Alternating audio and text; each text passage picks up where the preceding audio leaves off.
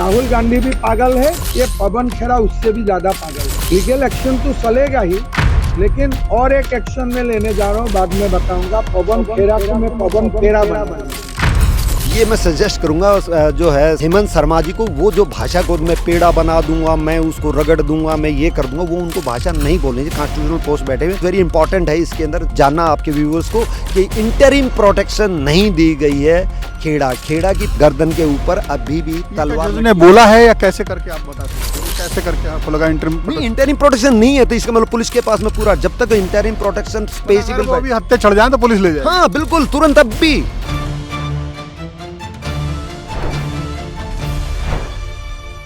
देश में सबसे चर्चित केस हो चुका है पवन खेड़ा का।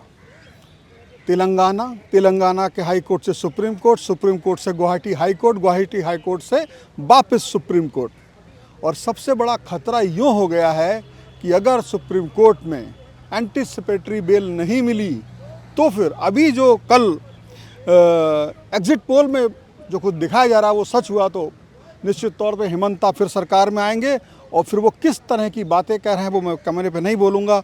उनके जो शब्द हैं बड़े आक्रामक हैं और वो बहुत ज़्यादा पवन खेड़ा को सजा देने के मूड में है। सरकार भी उनकी होगी तो वो कैसे कर सकते हैं, क्या कर सकते हैं। और सुप्रीम कोर्ट में आज जो बहस हुई है उसमें क्या हुआ है, किस तरह, हालांकि रिजर्व कर लिया गया है। तो हमारे साथ सीनियर एडवोकेट धर्मराज ओलान जी हैं, स्वागत है आपका। सबसे पहले समझेंगे कि जब आज कोर्ट में केस आया तो हाई कोर्ट्स की जो टिप्पणियाँ थी उन पर किस तरह की बात यहाँ पर रखी या किस तरह की, क्या वही आगे बढ़ रही हैं, क्या बहस हुई? सबसे पहले आपके दर्शकों को बहुत बहुत नमस्कार। आज जो मैटर ये आया, पहले तेलंगाना हाई कोर्ट आपने बताया, तेलंगाना के बाद में ये गुवाहाटी हाई कोर्ट गया। तो गुवाहाटी हाई कोर्ट में बेल उनकी डिसमिस होने के बाद में आज सुप्रीम कोर्ट में मैटर आया। तो आज जो मनु सिंह भी, जो उनकी तरफ से मनु सिंह भी और दूसरे खुर्शीद साहब भी थे उनकी तरफ से सीनियर एडवोकेट, उन्होंने अपनी जो दलीलें दी बड़ी ही बचकाना दलीलें थी, जो मेरी अंडरस्टैंडिंग में एज ए लीगल पॉइंट है उसे कंसर्न करने। वो बार बार इस पर रिपीट करते थे जी एक डिफेमेशन का केस है और इसके अंदर custodial interrogation is not required. It was very very surprising from the mouth of Kapil Sibal और सलमान खुर्शीद जैसे एडवोकेट्स के मुंह से ये बातें जो ना जमती नहीं। ये एक सिंपल केस एक डेफेमेशन का नहीं है कि भैया आपने तीन वो जो है पासपोर्ट है आपके, विदेशी पासपोर्ट हैं और आपने जो है ना कोई 15,000 करोड़ की प्रॉपर्टी आपने कहीं दूसरे देशों के अंदर बना रखी। सवाल यहाँ पे नहीं है, इसके पीछे बहुत बड़ी सातिरता है। और सातिरता ये है कि इलेक्शन से 2 दिन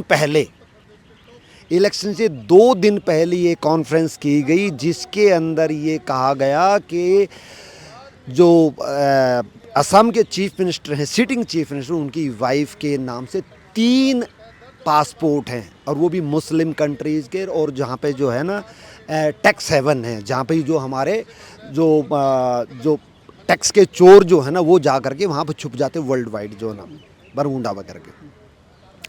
क्योंकि हेमंत बिस्वा जी गोगोई जो वहाँ के मेन कांग्रेस के लीडर हैं, उनके ऊपर उन्होंने एलिगेशन लगाया कि उनके संबंध पाकिस्तान में मुस्लिम कंट्री से, पाकिस्तान से, तो उनका भी एक मुद्दा था कि ताकि मुस्लिम कंट्री से करें। तो 2 कंट्रीज उन्होंने जो मुस्लिम कंट्री का कहा कि हेमंत बिस्वा की वाइफ का वहाँ पे 2 कंट्रीज का पासपोर्ट है फेक। ने तो मना कर दिया, वो वहाँ से आ गया। इवन जिस कंट्री के इन्होंने 3 कंट्री के बताया कि उनके वहाँ के पासपोर्ट, तो उन कंट्रीज़ के एम्बेसीज ने, सरकार ने मना कर दिया कि नहीं, ये हमारे द्वारा ऐसा कोई भी पासपोर्ट इशू नहीं किया गया है। तो अभी सवाल जो उठा वो सवाल ये है, उन्होंने तो इतना तक कह के कि जो वो तो जी ने कि डिफेमेशन का केस है, इसके अंदर कस्टोडियल इंटरोगेशन नहीं हो की कोई ज़रूरत नहीं है। अगर इसमें भी अगर एंटीसिपेटरी बेल नहीं मिली तो एंटीसिपेटरी बेल का मकसद ही ख़त्म हो जाएगा। यहाँ तक मनु सिंह भी साहब ने आर्गूमेंट की, जो कि बहुत ही बचकाना आर्गूमेंट थी। As a Guwahati High Court में दिया था कि गुवाहाटी हाई कोर्ट में, लेकिन ये कहा कि आप एक इनोसेंट लेडी को ला रहे हो इस पूरी कंट्रोवर्सी में, और ये आए कहाँ से ये जानना जरूरी है कि ये बनाए कैसे है। एग्जैक्टली देखो उसके ऊपर जो, क्योंकि उन कंट्री ने कह दिया कि ये पासपोर्ट हमारे इशूड नहीं है, तो अभी सवाल ये उठता है कि ये जो पासपोर्ट हैं ये किसने फौज के, क्योंकि उनके ऊपर जो है ना ऑफिशियल सील है उस कंट्रीज की, वो सील किसने बनाई, वो सील कहाँ से आई? तो प्रेस कॉन्फ्रेंस में उसके वीडियो दिखाए भी गए। हाँ, क्योंकि पवन खेड़ा ने तो वो सीलें बनाई नहीं होंगी, पवन खेड़ा ने वो सीलें कहीं से प्रोक्योर की हैं, या सील लगी हुई डॉक्यूमेंट ही इस पवन खेड़ा को किसने दिए हैं? पवन खेड़ा को दिए हैं तो किसने दिए हैं? वो सिर्फ इंटरोगेशन ने, फिर वो सीलें, फिर उसके ऊपर QR कोड है कि वेरी वेरी सेंसिटिव। अब यहाँ पे इशू ये नहीं हो जाता है कि सिर्फ एक पासपोर्ट फोर्ज्ड एंड फेक एक मीडिया के अंदर दिखा दिया, इसके पीछे कंस्पायरेसी, दो चीज़ें देखो जो वेरी सेंसिटिव हैं।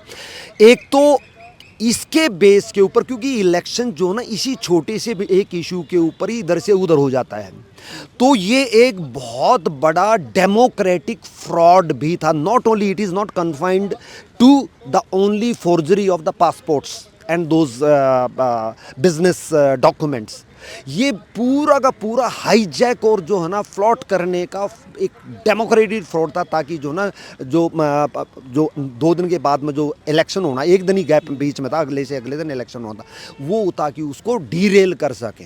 बहुत बार। नंबर 2, इन्होंने जो कहा था कि भी जो है ना ये जो शर्मा जी ने, जो हेमंत शर्मा ने जो कहा था कि मैं, ये बहुत बड़ा मुद्दा उठाया जो मनु सिंघवी साहब ने, कि देखो जी कॉन्स्टिट्यूशनल पोस्ट पे बैठे हुए चीफ मिनिस्टर वो धमकी दे रहे हैं कि मैं जो है वहाँ की पुलिस को सबसे पहले मैं फायर करूँगा, जो वहाँ के कमिश्नर को मैं, और ये जो है ना जब सुबह FIR हो गई थी तो शाम को 6 घंटे के बाद तक भी गुवाहाटी में रहते हुए पवन खेड़ा गुवाहाटी से चला कैसे गया, और नहीं तो दिल्ली में जा कर के वो अरेस्ट होना, वहाँ की पुलिस क्या कर रही थी। अब वो ये इस बात को कह रहे हैं कि क्यों नहीं बोलेगा, एक कॉन्स्टिट्यूशनल पोस्ट, इसकी ड्यूटी है लॉ एंड ऑर्डर मेंटेन करना। ये तो एक सैंपल है कि एक बंदा वहाँ पे प्रेस कॉन्फ्रेंस फोर्स डॉक्यूमेंट के बेस पर करके वहाँ से चला गया।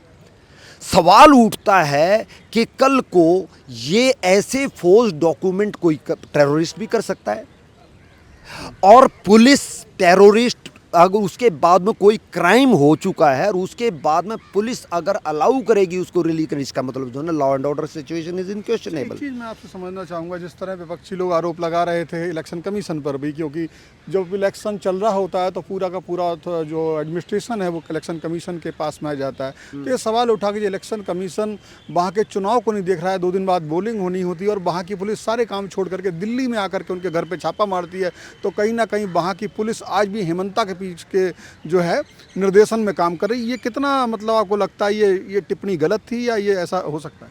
ऐसा नहीं, किसने कह दिया? सपोज करके एक स्टेट के अंदर इलेक्शन चल रहा है और इलेक्शन पूरी पुलिस फोर्स जो है ना ड्यूटी उस पर इलेक्शन ड्यूटी पे पूरी नहीं होती है। पहली बात तो सपोज करके कोई मर्डर हो जाता है, सपोज करके कोई रेप हो जाता है, क्या वो उस टाइम पे मर्डर और रेप को इन्वेस्टिगेट नहीं करेंगे? क्या उसे एक्यूज को नहीं पकड़ेंगे क्या अगर क्या इलेक्शन ड्यूटी पे? ये किसने कह दिया?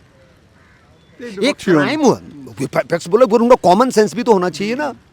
अगर कोई क्राइम हुआ it is duty of the police of that particular state. चलिए वापस आते हैं सुप्रीम कोर्ट पे। अब एक मनु सिंघवी ने एक टिप्पणी की वहीं की, फिर इसका विरोध जो वहाँ के क्या नाम है वो भी थे और आसाम के महाधिवक्ता भी थे, तो उन्होंने फिर उसको डिफेंड किया उसी तरह से कि जी कस्टोडियल इंटरोगेशन रिक्वायर्ड है, क्योंकि उन्होंने किसी भी एस्पेक्ट को जो है ना मनु सिंघवी साहब ने किसी को भी टच नहीं किया, सिर्फ यही कहते हैं इतने ये कोई टेररिस्ट नहीं है, इतनी पुलिस। भाई वो कितनी पुलिस आती कितनी पुलिस नहीं आती है उसके खेड़ा के घर के ऊपर, that is not the issue.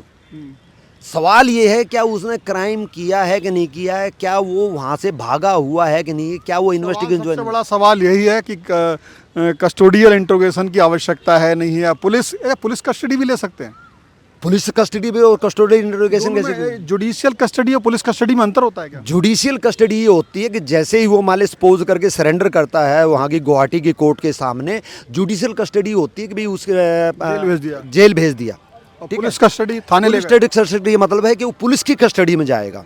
Police वहाँ पूछताछ करेगी। हाँ, इनिशियली ज़रूरी नहीं है कि मतलब इनिशियली पुलिस कहते थे ठीक है इसको जुडिशियल कस्टडी में भेज सकते हैं, लेकिन उसके बाद में उसको वो पुलिस जा करके अगले दिन फिर जो है ना उसको पुलिस कस्टडी में ले मैं इस सकते पर हैं। फिर आऊँगा, यहाँ पर अंत में क्या हुआ? अंत में जो है ना जज साहब ने दोनों तरफ की पैरवी को सुन करके और फिर उसके बाद में ऑर्डर को रिजर्व रख लिया है और उसके लिए कोई डेट नहीं। हाँ, एक चीज़ वेरी इंपॉर्टेंट है इसके अंदर ये जानना आपके व्यूवर्स को कि इंटरिम प्रोटेक्शन नहीं दी गई है खेड़ा की गर्दन के ऊपर अभी भी तलवार जज ने बोला है या कैसे करके आप बता सकते हो? ये कैसे करके आपको लगा इंटरिम? नहीं, इंटरिम प्रोटेक्शन नहीं है तो इसका मतलब पुलिस के पास में पूरा जब तक इंटरिम प्रोटेक्शन स्पेसिफिक अभी हत्या चढ़ जाए तो पुलिस ले जाए? हाँ बिल्कुल, तुरंत अब भी यानी वो अभी तक अंडरग्राउंड ही रहेंगे? बिल्कुल रहेंगे, otherwise he can be arrested at any time because there is no protection from the Supreme Court, from any court of law. अच्छा, मैं एक सवाल मैं कई लोगों से पूछ चुका हूँ, जिस तरीके से, चूंकि बड़े नेता हैं इसलिए मैं पूछता हूँ, क्या उन्हें इस समय फरार कहा जा सकता है? पवन खेड़ा को फरार की परिभाषा में लाया जा सकता है? नो, उसके लिए प्रोसीजर है, पहले बेलेबल वारंट होते फिर नॉन बेलेबल वारंट होते हैं, नॉन बेलेबल वारंट फरार नहीं कहा जा सकता अभी। उसके बाद अंडरग्राउंड कहें? हाँ, उसके बाद 82-83 मतलब भागा हुआ है, लेकिन उसको डिक्लेयर 82-83 प्रोसीडिंग्स के अंदर जो है ना वो डिक्लेयर होता प्रोक्लेम्ड ऑफेंडर, उसके लिए एक प्रोसेस है। फरार और भगोड़ा एक ही बात है, अलग? वो उर्दू हिंदी में कैसा एब्सकॉन्डर जो है ना उसको 82-83 की प्रोसीडिंग्स में जो है पूछ रहा हूँ शब्दों का इस्तेमाल करना हाँ। चाहिए। अच्छा, मैं चलिए इस पे आता हूँ। अब मैं सोचता हूँ कि अगर यहाँ से उनको एंटीसिपेटरी बेल मिल जाती है, मैं अलग अलग ओपिनियन मैंने ली है इसलिए आपसे ही पूछ रहा हूँ, तो दैट्स बेटर, वो वहाँ जाएंगे और सीजीएम के यहाँ पेश होंगे। एंटीसिपेटरी बेल का मतलब है उन्हें वहाँ कोई गिरफ्तार नहीं कर सकता, वो जा सकते हैं वहाँ पे सीजीएम के यहाँ। नहीं, वहाँ पेश नहीं होंगे, पहले तो पुलिस को पेश होंगे ना, पुलिस के पास पेश हो जाएंगे और जो पुलिस उसको अरेस्ट नहीं करती, जो भी पूछताछ करेगी, जो भी इन्वेस्टिगेट कर सकती है।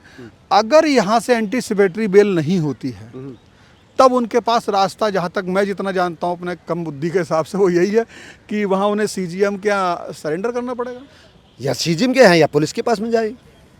लेकिन आमतौर पे पुलिस के पास तो जाता नहीं आदमी, सीजीएम के पास ही जाता है। नहीं, इतने बड़ी तोपें हैं ये जो हम पॉलिटिकल, ये अपने आप को बहुत बड़ी तोप समझती हैं, तो ये इनके साथ में बहुत टीम जाएंगी तो वो कर सकते हैं। no लेकिन जिस तरह की चीज़ें, ये तो ऑफ द रिकॉर्ड हम आप सब जानते हैं, कानून ऐसे चल रहा है, आप कानून की भाषा बता रहे हो, लेकिन आप जिस तरह के एडवोकेट हो, साथ साथ आपने राजनीतिक गतिविधियों को भी नज़दीक से देखा है, तो जिस तरह की गुस्सा सीएम हेमंता के पास है, और मुझे अभी भी लगता है, और सारे चूंकि एग्जिट पोल कह रहे हैं कि सरकार में वही आने वाले हैं, अगर कांग्रेस सरकार नहीं आती है और हेमंता ही आते हैं, तो इस तरह की परिस्थिति में पवन खेड़ा की मुश्किलें कितनी बड़ी वो कर सकते हैं, पुलिस किस तरीके से कड़ी कड़ाई कर सकती है, क्या आपको लगता है? या इतने बड़े नेता हैं तो बहुत ज़्यादा उनको सुरक्षा दी जाएगी, या वो मांग सकते हैं कि हमें आसाम की जेल में ना रखा जाए, हमें किसी और जेल में का हमारा ट्रायल और किसी और स्टेट में हो, ये सब सुनेगा कोई?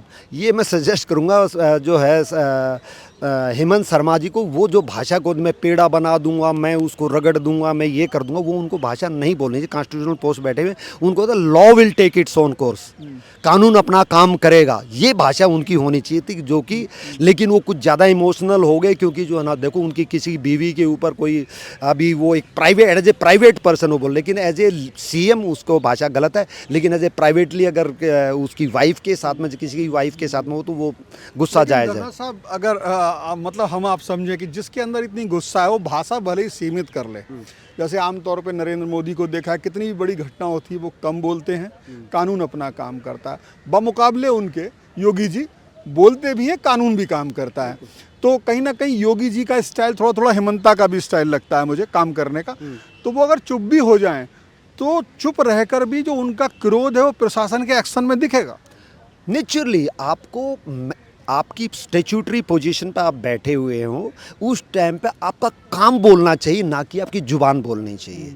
जैसे योगी जी का और मोदी जी का, कभी मोदी जी देखा कभी रिएक्ट करते हैं? नहीं करते हैं, कुछ बोलते रहते हैं, देखो जवाब नहीं दिया, देखो हमारी इस बात का जवाब नहीं दिया, वो नहीं बोलता। वो उनका आज नहीं तो कल नहीं तो परसों जो है ना, उनका जो एग्जीक्यूशन होता है, वो एग्जीक्यूशन देख के लोग दंग रह जाते हैं, that this is the way of have holding the post of a statutory post. बमुकाबले मोदी, योगी और हेमंता बोलते भी हैं। नहीं, योगी जी भी बिल्कुल जो बोलते हैं वो लूज टॉक, लूज नहीं बोलते, हेमंत बिस्वा भी बिल्कुल ठीक बोलते, लेकिन इस बार थोड़ा उनका इमोशनल हो गया क्योंकि उनके परिवार के ऊपर आवाज़ उठाई गई है। कुल मिला के सर ये Subscribe to One India and never miss an update. Download the One India app now.